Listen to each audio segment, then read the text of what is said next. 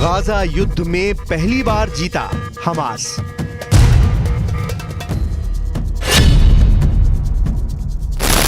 फिलिस्तीन और middle east की मीडिया दावा करने लगी है कि 1.5 महीने के भीषण गाजा युद्ध में पहली बार हमास ने इजराइल को हरा दिया है। दावा किया जा रहा है कि हमास के भारी दबाव और भीषण हमलों की वजह से इजराइल सीज फायर करने को मजबूर हो गया है।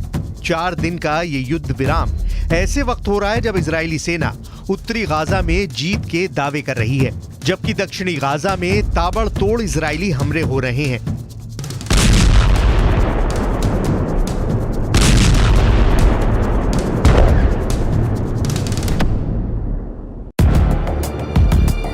दक्षिणी गाजा का खान यूनिस शहर इजरायली हमलों से बुरी तरह से तबाह हुआ है। ऐसे वक्त में इजराइल हमास के साथ सीज फायर को क्यों तैयार हुआ, इस पर पूरी दुनिया में खलबली मची हुई है। दावा तो यहां तक किया जा रहा है कि हमास चीफ इस्माइल हानिया और हमास के टॉप कमांडर और नेता याहिया सिनवार ने अपनी शर्तों पर इजराइल को सीज फायर करने के लिए झुका दिया है। प्रधानमंत्री नेतन्याहू और उनकी युद्ध सरकार में शामिल कई मंत्री इस फैसले से बेहद नाराज हैं। फिलहाल सीज फायर के बहाने हमास को मिले 4 दिन इजराइल पर बहुत भारी पड़ सकते हैं। 4 दिन में इजराइल की हार। 1.5 महीने से ज्यादा की जंग में उत्तरी गाजा की 60% इमारतें पूरी तरह से तबाह हो चुकी हैं, जबकि 13,000 से ज्यादा फिलिस्तीनी अब तक मारे जा चुके हैं। एक अनुमान के मुताबिक इजरायली सेना अकेले उत्तरी गाजा में ही 23,000 बमों से हमला कर चुकी है, जबकि हमास की 700 सुरंगें तबाह करने का दावा भी आईडीएफ कर रही है। लगभग 18,000 ठिकाने हमास के तबाह करने का दावा इजराइल का रक्षा मंत्रालय कर चुका है। ऐसे हालात में क्या इस दावे पर यकीन किया जा सकता है कि 200 से ज्यादा बंधकों को बचाने के लिए इजराइल ने हमास के साथ सीज फायर पर समझौता किया है, जबकि खुद प्रधानमंत्री नेतन्याहू कह चुके हैं कि हम हमास के साथ किसी भी तरह का समझौता नहीं करेंगे और ना ही पूर्ण युद्ध विराम करेंगे। अगर इजराइल ऐसा करेगा तो यह हमास के सामने सरेंडर करने जैसा होगा, आतंकवादियों के सामने हार मानने जैसा होगा। तो फिर इजराइल हमास के साथ 4 दिन के सीज फायर पर तैयार क्यों हुआ है? जरा इस पेचीदा पहली को भी समझ लीजिए और इजराइल की चाल को भी समझ लीजिए। इजराइल के प्रधानमंत्री बेंयामिन नेतन्याहू ने ऐलान कर दिया है कि भले ही दुनिया भर की मीडिया सीज फायर पर बढ़-चढ़ कर दावे करे, लेकिन यह बिल्कुल साफ है कि युद्ध नहीं रुकेगा, हमले नहीं रुकेंगे।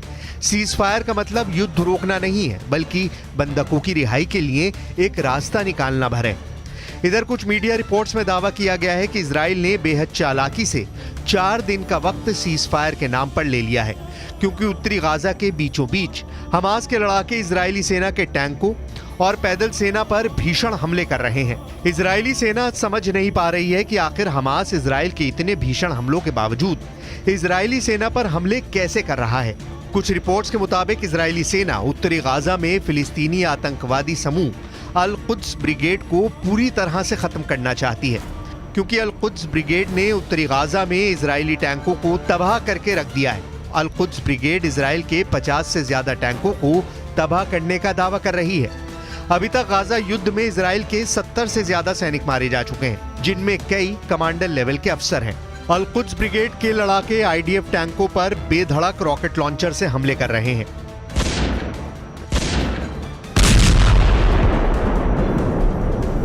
בחוץ דיבורי הבל, כאילו אחרי ההפוגה להשבת חטופינו, אנחנו נפסיק את המלחמה.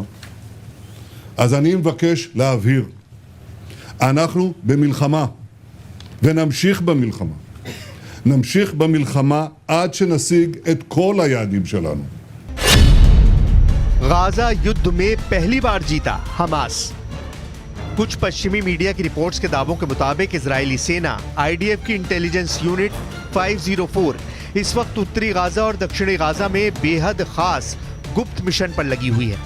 दावों के मुताबिक आईडीएफ की इंटेलिजेंस यूनिट 504 ने ही हमास के हथियारों की खेप और सुरंगों का पता लगाया है। दावा तो यहां तक किया गया है कि दुश्मनों से बचाने में मोसाद और शिन बेट के अलावा 504 यूनिट का भी बड़ा योगदान सामने आया है। इजराइल की सीक्रेट फोर्स 504 एक्टिव इस वक्त बेहद एक्टिव है। 1.5 महीने से ज्यादा की जंग में हमास के कम से कम 300 लड़ाकों को आईडीएफ की इंटेलिजेंस यूनिट 504 ने पकड़ा है और उनसे पूछताछ में कई राज खोज निकाले हैं। इंटेलिजेंस यूनिट 504 ने हमास लड़ाकों से गाजा में उनके ठिकाने, अस्पतालों में कमांड सेंटर से लेकर हमास की अगली रणनीति तक का पता लगा लिया है, जिसके बाद से इजराइल ने हमास के साथ सीजफायर का फैसला लिया है ताकि हमास के लड़ाकों से मिली बेहद खास जानकारी के आधार पर इजराइल नए सिरे से उत्तरी और दक्षिणी गाजा में प्रचंड हमले कर सके।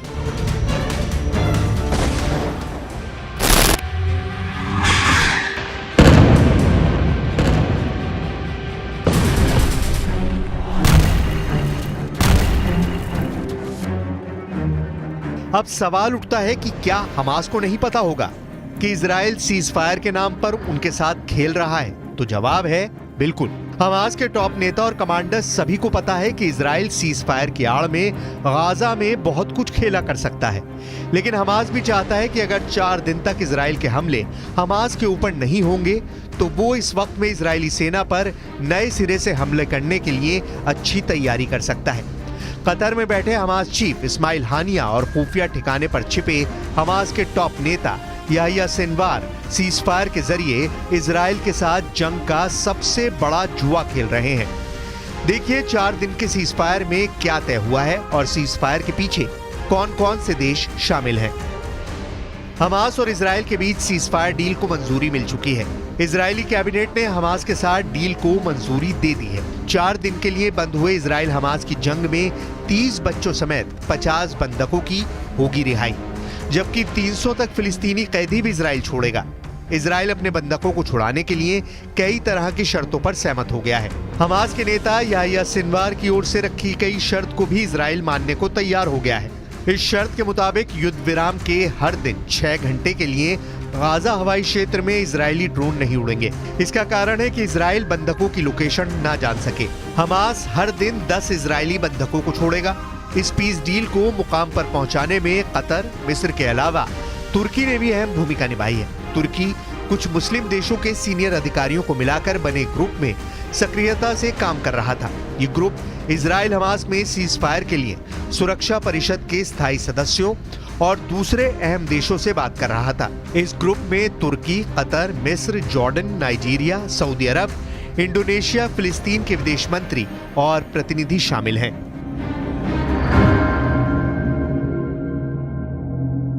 Hamas have a dubious record with regard to holding fire in the past. They've utilized these types of pauses in the past to conduct more killing and abduction.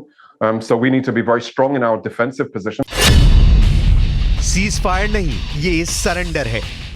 ونقول للاحتلال الذي تجاوزت خسائره 180 دبابة وناقلة جند وآلية عسكرية ومئات القتلى والجرحى في صفوف جنوده وضباطه خلال أسبوعين فقط. نحن لازلنا في بداية المعركة ولازلنا في أول الطريق وأول الشوط وإن القادم بإذن الله أكبر وأعظم। इधर हमास ने सीजफायर के बीच बहुत बड़ी धमकी दी है। हमास के top commanders ने साफ कह दिया है कि इजराइल पर हम 7 अक्टूबर जैसे बड़े हमले लगातार करते रहेंगे।